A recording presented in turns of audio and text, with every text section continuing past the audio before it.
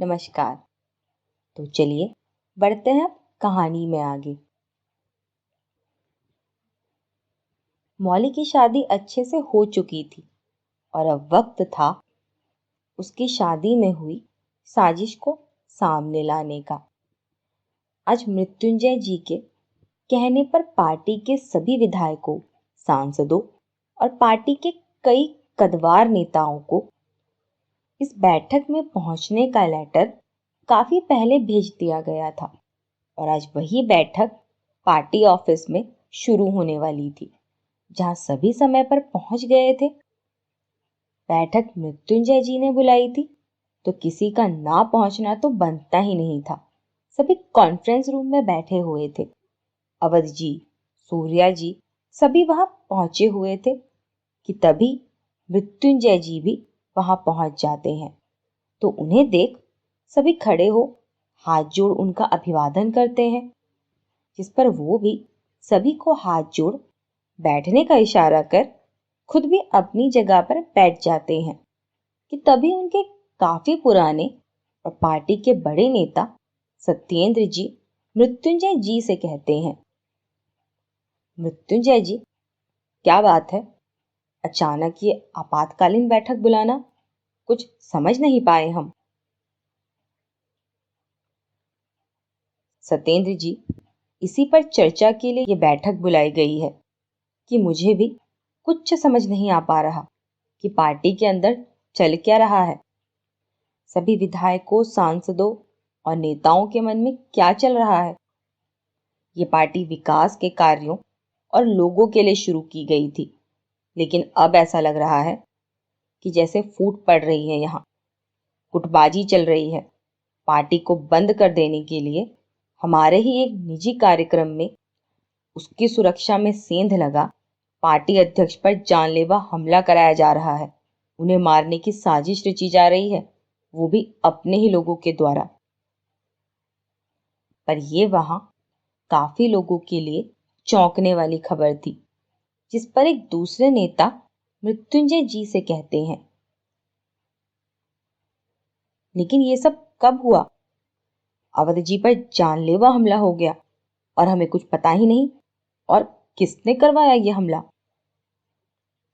मृत्युंजय जी, पर अपना ही कोई सदस्य ऐसा क्यों करेगा, जबकि अवध जी से अच्छा पार्टी अध्यक्ष हमें मिल ही नहीं सकता। तो ये ऐसी हरकत कौन कर सकता है? विमल जी, हमारे ही विधायक ने ऐसी हरकत की है। कड़ी सुरक्षा के बीच एक वेटर को मोहरा बना सुमंत ने अवध पर गोली चलवाई और तब से वो गायब है, बिल्कुल जैसे अंडरग्राउंड हो गया हो।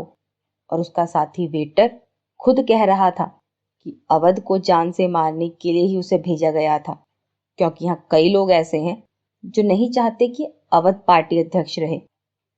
अवध को कुछ हमारे ही फंक्शन में होता तो हम ही बदनाम होते और पार्टी का नाम तो खराब होता ही, जिससे ये पार्टी टूट जाए और इसके बाद कुछ लोग अपने मन मुताबिक पार्टी चला सके। ये साफ इशारा है कि पार्टी में बिखराव आना शुरू हो गया है, जहां उसी पार्टी के सदस्य अपने ही पार्टी अध्यक्ष को जान से मारने की साजिश रचने लगे।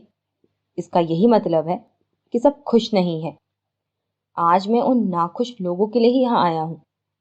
सुमंत अकेले तो इतना सब कुछ कर नहीं सकता, कुछ बाहरी तत्व भी साथ हैं उसके, लेकिन बाहरी से ज्यादा अंदरूनी लोगों का हाथ इसमें ज्यादा है, क्योंकि सिर्फ एक नाखुश व्यक्ति तो ना सरकार गिराने की बात सोचेगा, ना पार्टी बर्बाद करने की।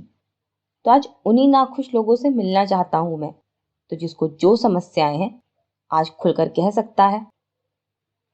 कि तभी अब गिरीश बीच में बोलते हुए कहता है, समस्याएं तो बहुत है मृत्युंजय जी।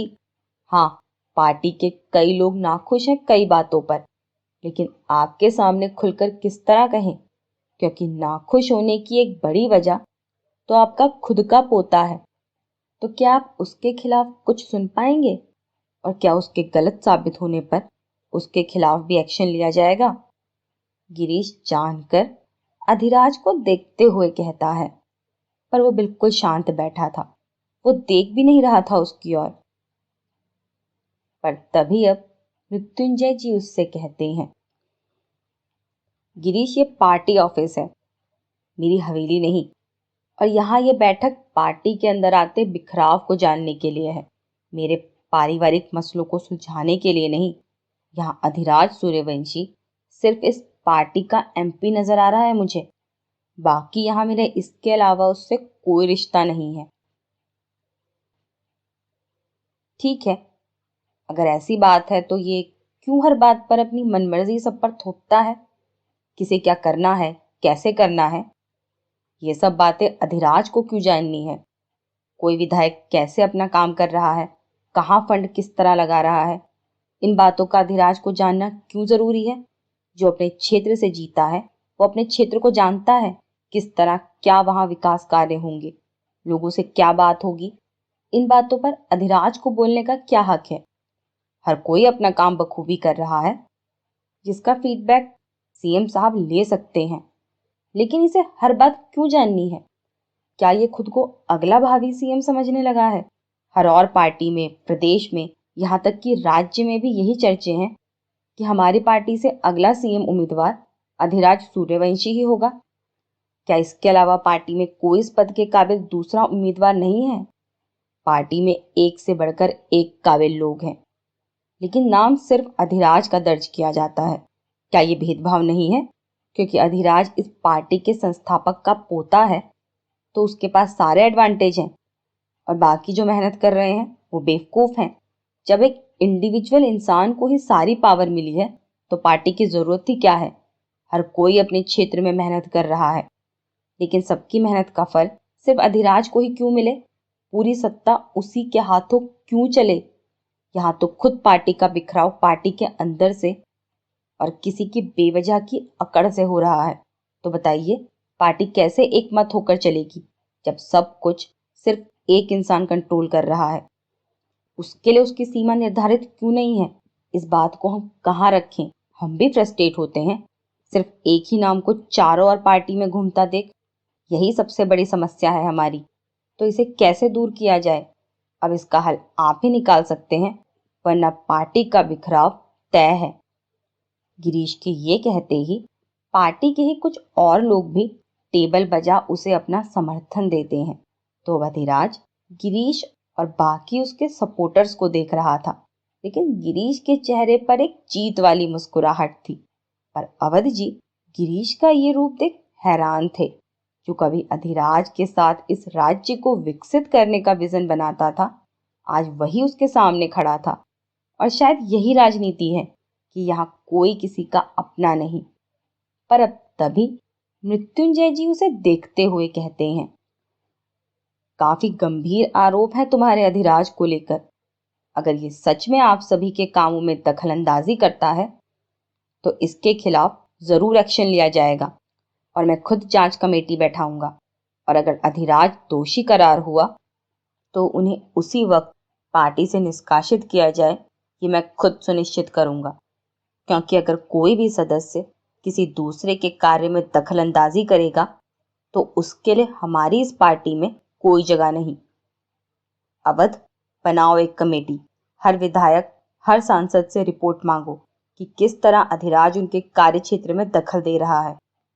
अगर किन्हीं 5 सदस्यों ने भी अपनी रिपोर्ट में इसके खिलाफ बात रखी कि किस तरह इसने गलत तरीके से अपनी पावर का इस्तेमाल किया है, तो इसे उसी पर निष्कासित कर दिया जाए, ये मैं कह रहा हूं। पर मृत्युंजय जी के इस फैसले से अवध जी और सूर्या जी दोनों चौंक गए थे, लेकिन मृत्युंजय जी का फैसला था तो नकारा जा सकता नहीं था। और अब तो गिरीश और उसके साथियों को ये अपनी सबसे बड़ी जीत दिख रही थी कि अधिराज के खिलाफ कमेटी बैठाई गई है। पर मृत्युंजय जी आगे भी कहना जारी रखते हैं, लेकिन दूसरा आरोप तुमने पार्टी पर लगाया है कि पार्टी अधिराज को अगला सीएम उम्मीदवार बनाना चाहती है। कब हुई ये अनाउंसमेंट? अवध, तुमने की है? कोई ऑफिशियल पेपर है क्या तुम्हारे पास गिरीश, जहां ये लिखा हो कि अधिराज को इस पार्टी का अगला सीएम उम्मीदवार बनाया जा रहा है? और अभी तो सीएम सूर्या है, उसने अगला चुनाव ना लड़ने की कोई घोषणा की है। और जो अधिराज को भावी सीएम उम्मीदवार कह रहे हैं, ये उनकी व्यक्तिगत सोच है, पार्टी की सोच नहीं। पार्टी के लिए अभी भी सीएम उम्मीदवार सूर्य प्रताप राठौर है।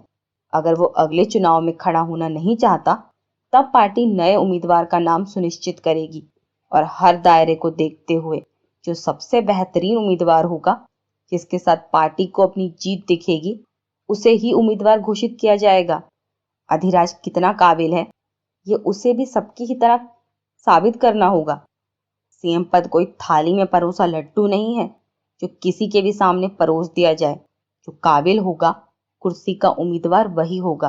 तो ये अफवाहें ना फैलाई जाए कि पार्टी ने अधिराज को सीएम उम्मीदवार घोषित किया है। ये पार्टी का फैसला नहीं है। और सुमंत, जिसने अवध पर हमला करवाया, उसको पार्टी से निष्कासित किया जा चुका है और इसकी भी जांच चल रही है कि और कौन कौन इस हमले में उसका साथीदार था। पुलिस अपना काम कर रही है और जो गुनहगार है उसको सजा मिलकर रहेगी। पर पार्टी पर कोई सवाल खड़ा ना हो, इसलिए इस बात को बाहर नहीं लाया गया है।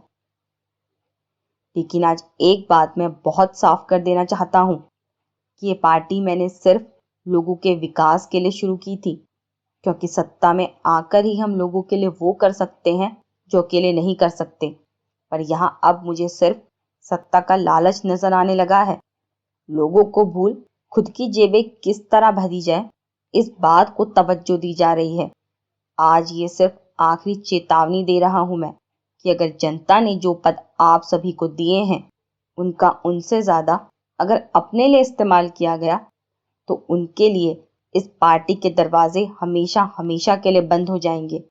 और अगर बाहरी लोगों के साथ ही उठना बैठना है, उनका मान मनुहार करना है, उनसे मान मनुहार करवाना है, तो वो खुद ये पार्टी छोड़ जा सकते हैं। सबके लिए दरवाजे खुले हैं। और आगे से अगर इस पार्टी को तोड़ने की बात भी उठी या मेरे कानों तक पहुंची, तो चाहे मुझे सिर्फ 2 लोगों के साथ ये पार्टी चलानी पड़े, मैं फिर शुरुआत कर लूंगा। लेकिन पार्टी को तोड़ने वालों को बख्शूंगा नहीं। अभी इन हड्डियों में इतनी जान बाकी है कि फिर से सब कुछ बना भी सकता हूं और मिटा भी। तो आखिरी चेतावनी है ये मेरी, जो जाना चाहता है वो अभी चला जाए। यहाँ से बाहर जाकर खिलाफ होगा तो मुझे कोई परेशानी नहीं, लेकिन यहाँ रहकर जो खिलाफ रहा, वो मेरा सबसे बड़ा दुश्मन, और दुश्मनी मैं बहुत तोल मोल कर करता हूँ। और अब आज की बैठक यहीं खत्म होती है और आप सभी जा सकते हैं। हर हर महादेव। मृत्युंजय जी सबके सामने हाथ जोड़ते हुए कहते हैं और वहां से उठने लगते हैं कि तभी विमल जी उनको रोकते हुए कहते हैं, मृत्युंजय जी, आपकी सारी बातें बिल्कुल सही है। गलती की सजा जरूरी है, लेकिन बेकसूर को सजा मिले ये कहाँ तक ठीक है। गिरीश ने जो भी कहा उसका एक एक शब्द बकवास और निराधार है। अरे अधिराज वो हीरा है जिससे हमारी पार्टी में चमक है। मृत्युंजय जी, ये कभी किसी के क्षेत्र में कोई दखल अंदाजी नहीं करता, बल्कि ये तो अपने बिजी शेड्यूल से हमें समय देता है। हमारे साथ उठता है, बैठता है, बातें होती हैं, और जब बातें होती हैं तो कई सारे सुझाव मिलते हैं। अरे हम तो खुद उसके पास सुझाव लेने जाते हैं। इस पार्टी का उद्देश्य सिर्फ अधिराज पूरा कर रहा है कि सबके साथ मिल बिना किसी के रास्ते में आए अपने क्षेत्र का विकास किस तरह करना है। हम सब साथ बैठते हैं तो कौन क्या कार्य कर रहा है वो पता चलता है, और अगर किसी को कुछ गलत लगता है तो ऑब्जेक्शन भी उठाया जाता है। हर रोज तो सब मीटिंग के लिए नहीं मिल सकते, लेकिन अधिराज किसी न किसी तरह समय को मैनेज कर सबको मिलवाता है। हम एक दूसरे से जुड़े ही अधिराज की वजह से हैं, वरना राजनीति में कोई किसी का सगा नहीं है, लेकिन सिर्फ ये सबको जोड़कर रखता है। तभी पार्टी एक साथ है, हम एक साथ हैं। और गिरीश, हमने तो कई बार तुमसे भी मदद मांगी, पर तुम तो मिलने का समय तक नहीं दे पाते, विकास की बातें करते हो। कभी अपने और अधिराज के क्षेत्र को कंपेयर किया है तुमने? कुछ नया सोचा हो, सभी से जुड़ने की कोशिश की हो, तो अकड़ किसमें है, तुम में या इसमें? पार्टी ने चाहे अनाउंसमेंट ना की हो, पर अगर सूर्या जी के बाद हमारा कोई सीएम उम्मीदवार हो सकता है तो सिर्फ अधिराज है, बाकी कोई नहीं। ये हम आज ताल ठोक कर कह रहे हैं कि इसके बराबर का कोई उम्मीदवार आ गया तो मैं अपनी पगड़ी पहनना छोड़ दूंगा। विमल जी के इतना कहते ही वहां फिर से टेबल बजने लगी थी और अब ये संख्या आधे से ज्यादा थी, जिसे देख अवध जी और सूर्या जी दोनों मुस्कुरा रहे थे। पर अब उनके ही पार्टी के एक और सदस्य कृष्णकांत जी मृत्युंजय जी से कहते हैं, मृत्युंजय जी, आपने जो अधिराज पर कमेटी बैठाने का फैसला लिया है वो सही नहीं है, और 5 सदस्य अगर गलत लिखेंगे तो पार्टी से निष्कासन ये सही नहीं है। जो पार्टी को जोड़े रखना चाहता है आप उसे ही यहाँ से दूर कर रहे हैं। जिस पर मृत्युंजय जी मुस्कुराते हुए कृष्णकांत जी के कंधे पर हाथ रखते हुए कहते हैं, जो जोड़कर रखता है उसे कोई नहीं तोड़ सकता, और कुछ सवालों को चुप कराने के लिए कुछ कड़े कदम भी उठाने पड़ते हैं। ये तो आप लोगों को भी अच्छा नहीं लगेगा ना कि बार बार जो आपका अपना है उस पर आरोप लगे, तो उन्हें हमेशा के लिए खत्म करना जरूरी है। और जब वो आपका साथ देता है तो आप उसका साथ दीजिए। रिपोर्ट तो आपसे भी मांगी जाएगी, और सिर्फ गलत आरोप ही उसका निष्कासन नहीं करवाएंगे, बल्कि जो बात तथ्य के साथ बिल्कुल सही साबित होगी वही 5 आरोप सच माने जाएंगे। और मुझे अपने पोते पर और अपनी सीख पर पूरा भरोसा है, और अगर आप सभी को भी भरोसा है उस पर कि वो गलत नहीं है, तो गलत सवाल भी चुप हो जाएंगे और अधिराज सही साबित होगा। महादेव उसके साथ है तो उसका तो कोई बाल भी बांका नहीं कर सकता। जिस पर कृष्णकांत जी हाँ में सिर हिला देते हैं, और फिर उनके सामने हाथ जोड़ मुस्कुराते हुए अधिराज से एक बार मिल वहां से सभी के साथ बाहर की ओर निकल जाते हैं। पर गिरीश का चेहरा आज देखने लायक था, क्योंकि अधिराज को फंसाने के लिए एक जाल उसने बुना था, लेकिन वो जाल उसने उनके सामने अधिराज पर फेंका, जो इस खेल के महारथी थे, जिन्होंने एक ही बार में 2 सच उसके सामने ला दिए।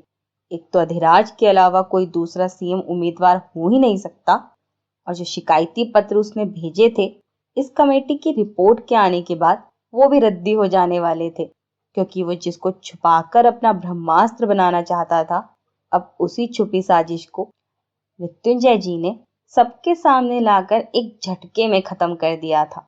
पर अब गिरीश गुस्से से वहां से बाहर की ओर निकल जाता है। वो जल्दी जल्दी वहां से बाहर निकल रहा था कि तभी उसे वहीं बाहर मुकुल और जय साथ में खड़े बातें करते नजर आते हैं। तो अब वो अपने गार्ड से गाड़ी वहीं गेट पर लाने का कह खुद जय और मुकुल के पास आकर जैसे हाथ मिलाते हुए कहता है, ओह मिस्टर जय राजपूत फाइनली इंडिया लौट आए, नाइस टू मीट यू। वैसे मैंने सुना है कि इस बार पॉलिटिक्स में अपना सिक्का जमाने आए हो, तो पापा की तरह पार्टी अध्यक्ष या अपने दोस्त के कंधे पर पांव रख सीधा सीएम, क्योंकि अब यूएस रिटर्न हो तो छोटी मोटी पोस्ट से तुमको सब्र आएगा नहीं।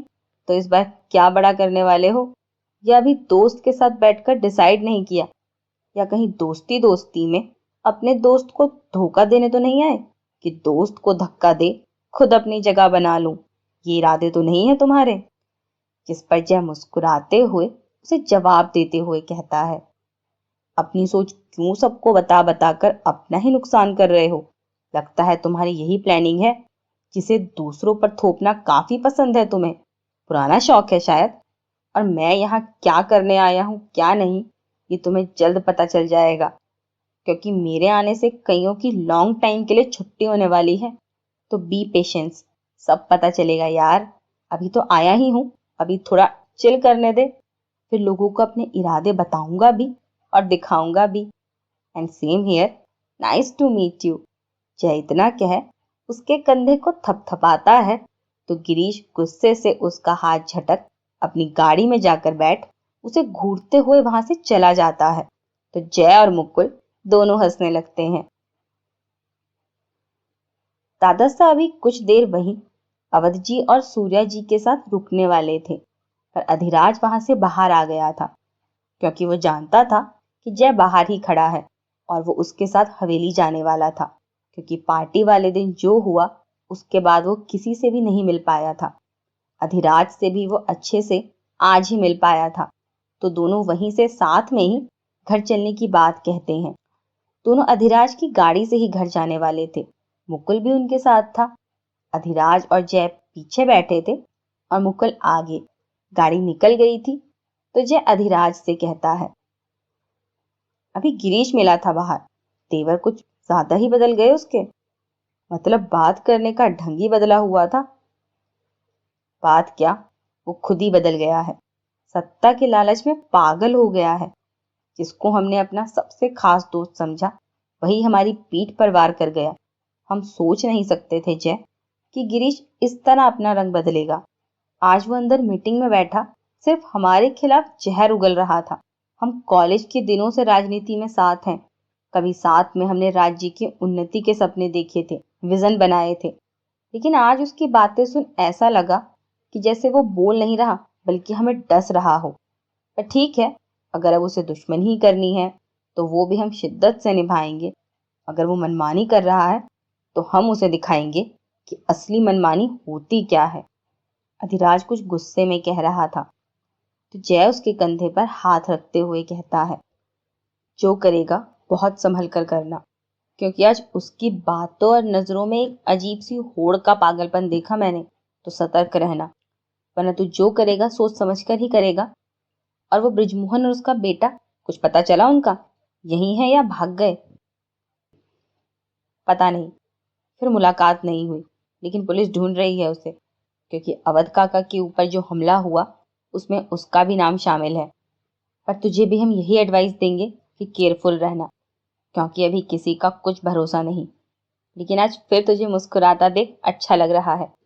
मैथिली से कोई बात हुई तेरी?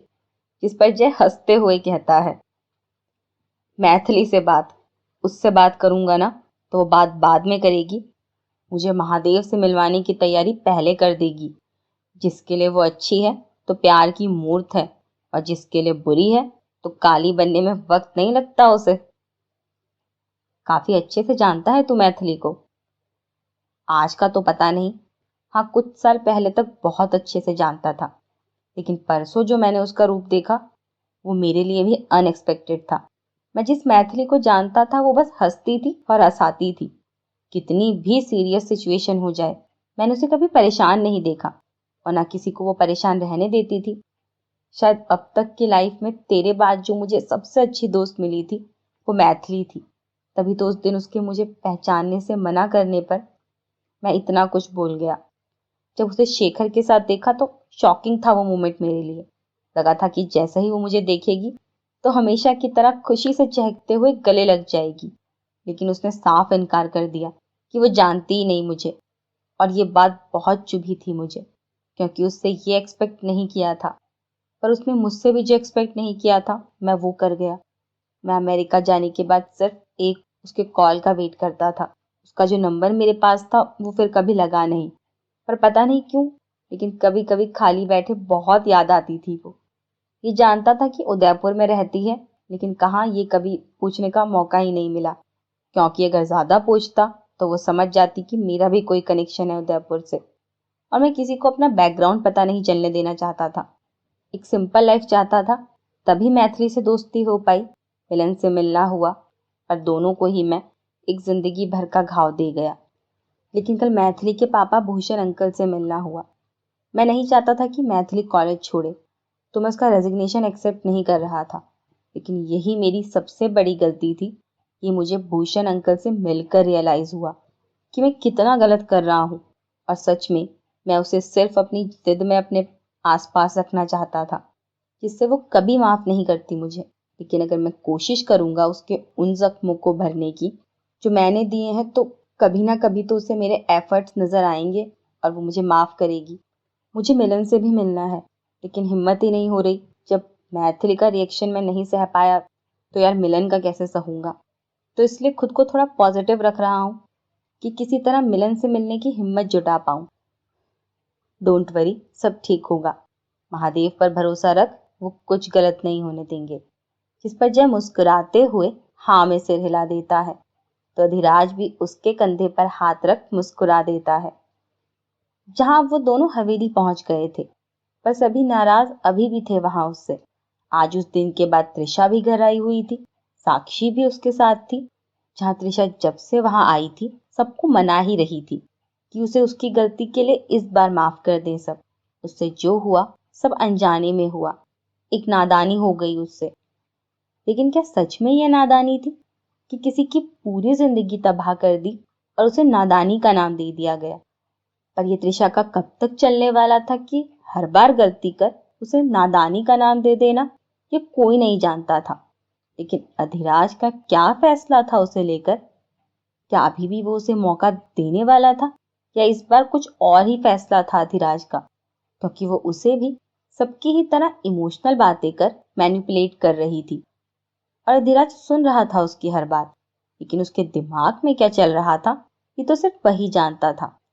पर अधिराज की चुप्पी को त्रिशा उसकी माफी मान खुश जरूर हो रही थी।